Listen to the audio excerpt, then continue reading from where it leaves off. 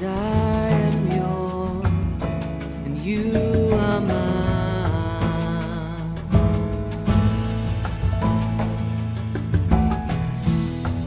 'Cause I am yours, you are mine.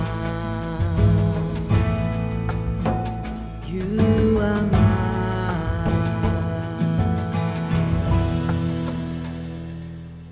ఒకటవ కొరింథీయులకు రాసిన పత్రిక 14వ అధ్యాయము మొదటి వచనం నుండి, ప్రేమ కలిగి ఉండుటకు ప్రయాసపడుడి, ఆత్మ సంబంధమైన వరములను ఆసక్తితో అపేక్షించుడి, విశేషముగా మీరు ప్రవచన వరము అపేక్షించుడి. ఎందుకనగా భాషతో మాట్లాడువాడు మనుషులతో కాదు, దేవునితో మాట్లాడుచున్నాడు. మనుష్యుడెవడును గ్రహింపడు కాని వాడు ఆత్మ వలన మర్మములను పలుకుచున్నాడు. క్షేమాభివృద్ధియు హెచ్చరికయు ఆదరణయు కలుగునట్లు ప్రవచించువాడు మనుషులతో మాట్లాడుచున్నాడు. భాషతో మాట్లాడువాడు తనకే క్షేమాభివృద్ధి కలుగ చేసుకొనును, కాని ప్రవచించువాడు సంఘమునకు క్షేమాభివృద్ధి కలుగు చేయును. మీరందరూ భాషలతో మాట్లాడవలనని కోరుచున్నాను, కాని మీరు ప్రవచింపవలనని మరి విశేషముగా కోరుచున్నాను. సంఘము క్షేమాభివృద్ధి పొందు నిమిత్తము భాషలతో మాట్లాడువాడు అర్థము చెబితేనే కాని వానికంటే ప్రవచించువాడే శ్రేష్ఠుడు. సహోదరులారా, ఆలోచించుడి. భాషలతో మాట్లాడుచు నేను మీ యొద్దకు వచ్చి సత్యమును బయలుపరచవలెనైనను, జ్ఞానోపదేశము చేయవలెనని అయినను, ప్రవచింపవలెనైనను, బోధింపవలెనైనను మీతో మాట్లాడకపోయిన ఎడల నా వలన మీకు ప్రయోజనమేమి? పిల్లను గ్రోవి కాని వీణ కాని నిర్జీవ వస్తువులు నాదమిచ్చినప్పుడు స్వరములతో భేదము కలుగు చేయని ఎడల ఊదినదేదో మీటినదేదో ఎలాగు తెలియను? మరియు బూర స్పష్టము కాని ధ్వని ఇచ్చినప్పుడు యుద్ధమునకెవడు సిద్ధపడును? అలాగే మీరు స్పష్టమైన మాటలు నాలుకతో పలికితేనే కాని పలికినది ఎలాగు తెలియను? మీరు గాలితో మాట్లాడుచున్నట్టుందరు. లోకమందు ఎన్నో విధములగు భాషలున్నను వాటిలో ఒకటైనను స్పష్టము కానిదై ఉండదు. మాటల అర్థము నాకు తెలియకుండిన ఎడల మాటలాడువానికి నేను పరదేశినిగా ఉందును, మాటలాడువాడు నాకు పరదేశిగా ఉండును. మీరు ఆత్మ సంబంధమైన వరముల విషయమై ఆసక్తి కలవారు కనుక సంఘమునకు క్షేమాభివృద్ధి కలుగు నిమిత్తము అవి మీకు విస్తరించినట్లు ప్రయత్నము చేయుడి. భాషతో మాట్లాడువాడు అర్థము చెప్పు శక్తి కలుగుటకై ప్రార్థన చేయవలెను. నేను భాషతో ప్రార్థన చేసిన ఎడల నా ఆత్మ ప్రార్థన చేయును, కాని నా మనస్సు ఫలవంతముగా ఉండదు. కాబట్టి ఆత్మతో ప్రార్థన చేతును, మనసుతోనూ ప్రార్థన చేతును. ఆత్మతో పాడుదును, మనసుతోనూ పాడుదును. లేని ఎడల నీవు ఆత్మతో స్తోత్రము చేసినప్పుడు ఉపదేశము పొందనివాడు నీవు చెప్పు దానిని గ్రహింపలేడు. కనుక నీవు కృతజ్ఞతాస్తుతులు చెల్లించినప్పుడు ఆమేన్ అని వాడేలాగు పలుకును. నీవైతే బాగుగానే కృతజ్ఞతాస్తుతులు చెల్లించుచున్నావు, కాని ఎదుటివాడు క్షేమాభివృద్ధి పొందడు. నేను మీ అందరికంటే ఎక్కువగా భాషలతో మాట్లాడుచున్నాను, అందుకు దేవుణ్ణి స్తుతించేదను. అయినను సంఘములో భాషతో 10,000 మాటలు పలుకుట కంటే ఇతరులకు బోధ కలుగునట్లు నా మనసుతో 5 మాటలు పలుకుట మేలు. సహోదరులారా, మీరు బుద్ధి విషయమై పసిపిల్లలు కాక దుష్టత్వము విషయమై శిశువులుగా ఉండుడి, బుద్ధి విషయమై పెద్దవారులై ఉండుడి. అన్య భాషలు మాట్లాడు జనుల ద్వారాను పరజనుల పెదవుల ద్వారాను ఈ జనులతో మాట్లాడుదును, అప్పటికైనను వారు నా మాట వినకపోదురు అని ప్రభువు చెప్పుచున్నాడని ధర్మశాస్త్రములో వ్రాయబడి ఉన్నది. కాబట్టి భాషలు విశ్వాసులకు కాదు, అవిశ్వాసులకే సూచకమై ఉన్నది. ప్రవచించుట అవిశ్వాసులకు కాదు, విశ్వాసులకే సూచకమై ఉన్నది. సంఘమంతయు ఏకముగా కూడి అందరూ భాషలతో మాట్లాడుచుండగా ఉపదేశము పొందని వారైనను అవిశ్వాసులైనను లోపలికి వచ్చిన ఎడల మీరు వెర్రిమాటలాడుచున్నారని అనుకొందురు కదా. అయితే అందరూ ప్రవచించుచుండగా అవిశ్వాసి అయినను ఉపదేశము పొందని వాడైనను లోపలికి వచ్చిన ఎడల అందరి బోధ వలన తాను పాపినని గ్రహించి అందరి వలన విమర్శింపబడును. అప్పుడు అతని హృదయ రహస్యములు బయలుపడును. ఇందువలన దేవుడు నిజముగా మీలో ఉన్నాడని ప్రచురము చేయుచు అతడు సాగిలపడి దేవునికి నమస్కారం చేయును. సహోదరులారా, ఇప్పుడు మీలో ఏమి జరుగుచున్నది? మీరు కూడి వచ్చినప్పుడు ఒకడు ఒక కీర్తన పాడవలనని ఉన్నాడు, మరి ఒకడు బోధింపవలనని ఉన్నాడు, మరి ఒకడు తనకు బయలుపరచబడినవి ప్రకటన చేయవలనని ఉన్నాడు, మరి ఒకడు భాషతో మాట్లాడవలనని ఉన్నాడు, మరి ఒకడు అర్థము చెప్పవలనని ఉన్నాడు. సరే, సమస్తమును క్షేమాభివృద్ధి కలుగుటకై జరగనీయుడి. భాషతో ఎవడైనను మాట్లాడితే ఇద్దరు అవసరమైన ఎడల ముగ్గురికి మించకుండా వంతుల చొప్పున మాట్లాడవలెను. ఒకడు అర్థము చెప్పవలెను. అర్థము చెప్పువాడు లేని ఎడల అతడు సంఘములో మౌనముగా ఉండవలెను, కాని తనతోనూ దేవునితోనూ మాట్లాడుకొనవచ్చును. ప్రవక్తలు ఇద్దరు ముగ్గురు మాట్లాడవచ్చును, తక్కిన వారు వివేచింపవలెను. అయితే కూర్చున్న మరి ఒకనికి ఏదైనను బయలుపరచబడిన ఎడల మొదటివాడు మౌనముగా ఉండవలెను. అందరూ నేర్చుకొనున్నట్లును అందరూ హెచ్చరిక పొందునట్లును మీరందరూ ఒకరి తరువాత ఒకడు ప్రవచింపవచ్చును. మరియు ప్రవక్తల ఆత్మలు ప్రవక్తల స్వాధీనములో ఉన్నవి. అలాగే పరిశుద్ధుల సంఘములన్నిటిలో దేవుడు సమాధానముకే కర్త కాని అల్లరికి కర్త కాడు. స్త్రీలు సంఘములలో మౌనముగా ఉండవలెను. వారు లోబడి ఉండవలసినదే కాని మాట్లాడుటకు వారికి సెలవు లేదు. ఈలాగు ధర్మశాస్త్రమును చెప్పుచున్నది. వారు ఏమైనను నేర్చుకొనగోరిన ఎడల ఇంట తమ తమ భర్తలను అడుగవలెను. సంఘములో స్త్రీ మాట్లాడుట అవమానము. దేవుని వాక్యము మీ యొద్ద నుండియే బయలువెళ్ళినా మీ యొద్దకు మాత్రమే వచ్చెనా? ఎవడైనను తాను ప్రవక్తనని అయినను ఆత్మ సంబంధినని అయినను తలంచుకొనిన ఎడల నేను మీకు వ్రాయుచున్నవి ప్రభు యొక్క ఆజ్ఞలని అతడు దృఢముగా తెలుసుకొనవలెను. ఎవడైనను తెలియని వాడైతే తెలియని వాడుగానే ఉండనిమ్ము. కాబట్టి నా సహోదరులారా, ప్రవచించుట ఆసక్తితో అపేక్షించుడి. భాషలతో మాట్లాడుట ఆటంకపరచకుడి, కాని సమస్తమును మర్యాదగాను క్రమముగాను జరగనీయుడి. 1 కొరింథీయులకు రాసిన పత్రిక 15వ అధ్యాయము 1వ వచనం నుండి. మరియు సహోదరులారా, నేను మీకు ప్రకటించిన సువార్తను మీకు తెలియపరచుచున్నాను. మీరు దానిని అంగీకరించితిరి, దానియందే నిలిచి ఉన్నారు. మీ విశ్వాసము వ్యర్థమైతేనే కాని నేను ఏ ఉపదేశ రూపముగా సువార్త మీకు ప్రకటించితినో ఆ ఉపదేశమును మీరు గట్టిగా పట్టుకొని ఉన్న ఎడల ఆ సువార్త వలననే మీరు రక్షణ పొందువారై ఉందురు. నాకియబడిన ఉపదేశమును మొదట మీకు అప్పగించితిని. అదేమనగా లేఖనముల ప్రకారము క్రీస్తు మన పాపముల నిమిత్తము మృతి పొందెను, సమాధి చేయబడెను, లేఖనముల ప్రకారము 3వ దినమున లేపబడెను. ఆయన కేఫాకును తరువాత 12 కనపడెను. అటు పిమ్మట 500కు ఎక్కువైన సహోదరులకు ఒక్క సమయమందే కనపడెను. వీరిలో అనేకులు ఇప్పటి వరకు నిలిచియున్నారు, కొందరు నిద్రించిరి. తరువాత ఆయన యాకోబుకును అటు తరువాత అపోస్తలులకందరికీ కనపడెను. అందరికీ కడపట అకాలమందు పుట్టినట్టున్న నాకును కనపడెను. ఏలయనగా నేను అపోస్తులందరిలో తక్కువ వాడను. దేవుని సంఘమును హింసించినందున అపోస్తులనబడుటకు యోగ్యుడను కాను. అయినను నేనేమై ఉన్నానో అది దేవుని కృప వలననే అయ్యున్నాను. మరియు నాకు అనుగ్రహింపబడిన ఆయన కృప నిష్ఫలము కాలేదు, కాని వారందరికంటే నేనెక్కువగా ప్రయాసపడితిని. నేనైననేమి వారైననేమి అలాగుననే మేము ప్రకటించుచున్నాము, అలాగుననే మీరును విశ్వసించితిరి. క్రీస్తు మృతులలో నుండి లేపబడి ఉన్నాడని ప్రకటింపబడుచుండగా మీలో కొందరు మృతుల పునరుద్ధానము లేదని ఎట్లు చెప్పుచున్నారు? మృతుల పునరుద్ధానము లేని ఎడల క్రీస్తు కూడా లేపబడి ఉండలేదు. మరియు క్రీస్తు లేపబడి ఉండని ఎడల మేము చేయు ప్రకటన వ్యర్థమే, మీ విశ్వాసమును వ్యర్థమే.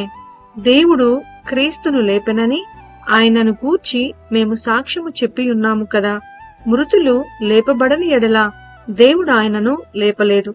కనుక మేమును దేవుని విషయమై అబద్ధపు సాక్షులముగా అగపడుచున్నాము. మృతులు లేపబడని ఎడల క్రీస్తు కూడా లేపబడలేదు. క్రీస్తు లేపబడని ఎడల మీ విశ్వాసము వ్యర్థమే, మీరింకనూ మీ పాపములలోనే ఉన్నారు. అంతేకాదు, క్రీస్తునందు నిద్రించిన వారును నశించిరే. ఈ జీవిత కాలం మట్టుకే మనము క్రీస్తునందు నిరీక్షించు వారమైన ఎడల మనుషులందరికంటే దౌర్భాగ్యులమై ఉందుము. ఇప్పుడైతే నిద్రించిన వారిలో ప్రథమ ఫలముగా క్రీస్తు మృతులలో నుండి లేపబడి ఉన్నాడు. మనుష్యుని ద్వారా మరణము వచ్చెను కనుక మనుష్యుని ద్వారానే మృతుల పునరుద్ధానమును కలిగెను. ఆదామునందు అందరూ ఏలాగు మృతి పొందుచున్నారో అలాగుననే క్రీస్తునందు అందరూ బ్రతికింపబడుదురు. ప్రతివాడును తన తన వరుసలోనే బ్రతికింపబడును. ప్రథమ ఫలము క్రీస్తు, తరువాత క్రీస్తు వచ్చినప్పుడు ఆయన వారు బ్రతికింపబడుదురు. అటు తరువాత ఆయన సమస్తమైన ఆధిపత్యమును, సమస్తమైన అధికారమును, బలమును కొట్టివేసి తన తండ్రి అయిన దేవునికి రాజ్యము అప్పగించును. అప్పుడు అంతము వచ్చును. ఎందుకనగా తన శత్రువులందరినీ తన పాదముల క్రింద ఉంచు వరకు ఆయన రాజ్య పరిపాలన చేయుచుండవలెను. కడపట నశింపచేయబడు శత్రువు మరణము. దేవుడు సమస్తమును క్రీస్తు పాదముల క్రింద లోపరిచియుండెను. సమస్తమును లోపరచబడి ఉన్నదని చెప్పినప్పుడు ఆయనకు సమస్తమును లోపరిచిన వాడు తప్ప సమస్తమును లోపరచబడి ఉన్నదన్న సంగతి విశదమే. మరియు సమస్తమును ఆయనకు లోపరచబడినప్పుడు దేవుడు సర్వములో సర్వమగు నిమిత్తము కుమారుడు తనకు సమస్తమును లోపరిచిన దేవునికి తానే లోబడను. ఇట్లు కాని ఎడల మృతుల కొరకై బాప్తిస్మము పొందువారేమి చేతురు? మృతులే మాత్రమును లేపబడని ఎడల మృతుల కొరకు వారు బాప్తిస్మము పొందనేలా? మరియు మేము గడియ గడియకు ప్రాణభయముతో నుండనేలా? సహోదరులారా, మన ప్రభు అయిన క్రీస్తు యేసునందు మిమ్మును గూర్చి నాకు కలిగియున్న అతిశయము తోడు నేను దినదినమును చనిపోవుచున్నాను అని చెప్పుదును. మనుష్య రీతిగా నేను ఎఫెసులో మృగములతో పోరాడిన ఎడల నాకు లాభమేమి? మృతులు లేపబడని ఎడల రేపు చనిపోదుము కనుక తిందము త్రాగుదము. మోసపోకుడి, దుష్ట సాంగత్యము మంచి నడవడిని చెరుపును. నీతి ప్రవర్తన కలవారే మేల్కొని పాపము చేయకుడి. దేవుని కూర్చిన జ్ఞానము కొందరికి లేదు. మీకు సిగ్గు కలుగుటకై ఇట్లు చెప్పుచున్నాను. అయితే మృతులెలాగు లేతురు? వారెట్టి శరీరంతో ఒత్తురని ఒకడు అడుగును. ఓ అవివేకి, నీవు విత్తునది చచ్చితేనే గాని బ్రతికింపబడదు కదా. నీవు విత్తు దానిని చూడగా అది గోధుమ గింజ అయినను సరే, మరి ఏ గింజైనను సరే, వట్టి గింజనే విత్తుచున్నావు, కాని పుట్టబోవు శరీరంను విత్తుటలేదు. అయితే దేవుడే తన చిత్త ప్రకారము నీవు విత్తిన దానికి శరీరం ఇచ్చును. మరియు ప్రతి విత్తనమునకును దాని దాని శరీరము ఇచ్చుచున్నాడు. మాంసమంతయు ఒక విధమైనది కాదు. మనుష్య మాంసము వేరు, మృగ మాంసము వేరు, పక్షి మాంసము వేరు, చేప మాంసము వేరు. మరియు ఆకాశ వస్తు రూపములు కలవు, భూవస్తు రూపములు కలవు. ఆకాశ వస్తు రూపముల మహిమ వేరు, భూవస్తు రూపముల మహిమ వేరు. సూర్యుని మహిమ వేరు, చంద్రుని మహిమ వేరు, నక్షత్రముల మహిమ వేరు. మహిమను బట్టి ఒక నక్షత్రమునకును మరి ఒక నక్షత్రమునకును భేదము కలదు కదా. మృతుల పునరుద్ధానమును అలాగే. శరీరము క్షయమైనదిగా విత్తబడి అక్షయమైనదిగా లేపబడును. ఘనహీనమైనదిగా విత్తబడి మహిమ గలదిగా లేపబడును. బలహీనమైనదిగా విత్తబడి బలమైనదిగా లేపబడును. ప్రకృతి సంబంధమైన శరీరముగా విత్తబడి ఆత్మ సంబంధ శరీరముగా లేపబడును. ప్రకృతి సంబంధమైన శరీరమున్నది కనుక ఆత్మ సంబంధమైన శరీరము కూడా ఉన్నది. ఇందు విషయమై ఆదామును మొదటి మనుష్యుడు, జీవించు ప్రాణి ఆయనని వ్రాయబడి ఉన్నది. కడపటి ఆదాము జీవింపచేయు ఆత్మ ఆయను. ఆత్మ సంబంధమైనది మొదట కలిగినది కాదు, ప్రకృతి సంబంధమైనదే మొదట కలిగినది, తరువాత ఆత్మ సంబంధమైనది. మొదటి మనుష్యుడు భూ సంబంధి అయి మంటి నుండి పుట్టినవాడు. రెండవ మనుష్యుడు పరలోకం నుండి వచ్చినవాడు. మంటి నుండి పుట్టిన వాడెట్టివాడో మంటి నుండి పుట్టిన వారును అట్టివారే. పరలోక సంబంధి ఎట్టివాడో పరలోక సంబంధులను అట్టివారే. మరియు మనము మంటి నుండి పుట్టిన వాని పోలికను ధరించిన ప్రకారము పరలోక సంబంధి పోలికయు ధరింతుము. సహోదరులారా, నేను చెప్పినది ఏమనగా, రక్తమాంసములు దేవుని రాజ్యమును స్వతంత్రించుకొననేరవు, క్షయత అక్షయతను స్వతంత్రించుకొనదు. ఇదిగో మీకు ఒక మర్మము తెలుపుచున్నాను. మనమందరము నిద్రించము కాని నిమిషములో ఒక రెప్పపాటున కడబూర మ్రోగగానే మనమందరము మార్పు పొందుదుము. బూర మ్రోగును, అప్పుడు మృతులు అక్షయులుగా లేపబడుదురు, మనము మార్పు పొందుదుము. క్షయమైన ఈ శరీరము అక్షయతను ధరించుకొనవలసి ఉన్నది, మర్త్య అయిన ఈ శరీరము అమర్త్యతను ధరించుకొనవలసి ఉన్నది. ఈ క్షయమైనది అక్షయతను ధరించుకొనినప్పుడు, ఈ మర్త్యమైనది అమర్త్యతను ధరించుకొనినప్పుడు విజయమందు మరణము మింగివేయబడెను అని వ్రాయబడిన వాక్యము నెరవేరును. ఓ మరణమా, నీ విజయమెక్కడా? ఓ మరణమా, నీ ముల్లెక్కడా? మరణపు ముల్లు పాపము, పాపమునకున్న బలము ధర్మశాస్త్రమే. అయినను మన ప్రభు అయిన యేసు క్రీస్తు మూలముగా మనకు జయము అనుగ్రహించుచున్న దేవునికి స్తోత్రము కలుగునుగాక. కాగా నా ప్రియ సహోదరులారా, మీ ప్రయాసము ప్రభువునందు వ్యర్థము కాదని ఎరిగి స్థిరులను కదలని వారును ప్రభు కార్యాభివృద్ధి యందు ఎప్పటికిని ఆసక్తులై ఉండుడి. 1 కొరింథీయులకు రాసిన పత్రిక 16వ అధ్యాయము 1వ వచనము నుండి. పరిశుద్ధుల కొరకైన చందా విషయమైతే నేను గలతీయ సంఘములకు నియమించిన ప్రకారము మీరును చేయుడి. నేను వచ్చినప్పుడు చందా పోగు చేయకుండా ప్రతి ఆదివారంన మీలో ప్రతివాడును తాను వర్ధిల్లిన కొలది తన యొద్ద కొంత సొమ్ము నిల్వ చేయవలెను. నేను వచ్చినప్పుడు మీరెవరిని యోగ్యులని ఎంచి పత్రికలిత్తరో వారి చేత మీ ఉపకార ద్రవ్యమును యెరూషలేమునకు పంపుదును. నేను కూడా వెళ్ళుట యుక్తమైన ఎడల వారు నాతో కూడా వత్తురు. అయితే మాసిదోనియాలో సంచారమునకు వెళ్ళనుద్దేశించుచున్నాను కనుక మాసిదోనియాలో సంచారమునకు వెళ్ళినప్పుడు మీ యొద్దకు వచ్చెదను. అప్పుడు మీ యొద్ద కొంతకాలము ఆగవచ్చును, ఒకవేళ శీతాకాలమంతయు గడుపుదును. అప్పుడు నేను వెళ్ళెడి స్థలమునకు మీరు నన్ను సాగనంపవచ్చును. ప్రభువు సెలవైతే మీ యొద్ద కొంతకాలముండా నిరీక్షించుచున్నాను కనుక ఇప్పుడు మార్గంలో మిమ్మును చూచుటకు నాకు మనస్సు లేదు. కార్యానుకూలమైన మంచి సమయము నాకు ప్రాప్తించియున్నది, మరియు ఎదిరించువారు అనేకులున్నారు కనుక పెంతెకోస్తు వరకు ఎఫెసులో నిలిచియుందును. తిమోతి వచ్చిన ఎడల అతడు మీ యొద్ద నిర్భయుడై ఉండునట్లు చూచుకొనుడి. నా వలనే అతడు ప్రభువు పనిచేయుచున్నాడు కనుక ఎవడైనా అతనిని తృణీకరింపవద్దు. నా ఎద్దుకు వచ్చుటకు అతనిని సమాధానముతో సాగనంపుడి. అతడు సహోదరులతో కూడా వచ్చునని ఎదురుచూచుచున్నాను. సహోదరుడైన అపోల్లోను కూర్చిన సంగతి ఏమనగా, అతడి సహోదరులతో కూడా మీ యొద్దకు వెళ్ళవలెనని నేనతన్ని చాలా బతిమాలుకొంటిని. కాని ఇప్పుడు వచ్చుటకు అతనికి ఎంత మాత్రమునో మనసు లేదు. వీలైనప్పుడతడు వచ్చును. మెలకువగా ఉండుడి, విశ్వాసమందు నిలుకడగా ఉండుడి, పౌరుషము కలవారై ఉండుడి, బలవంతులై ఉండుడి.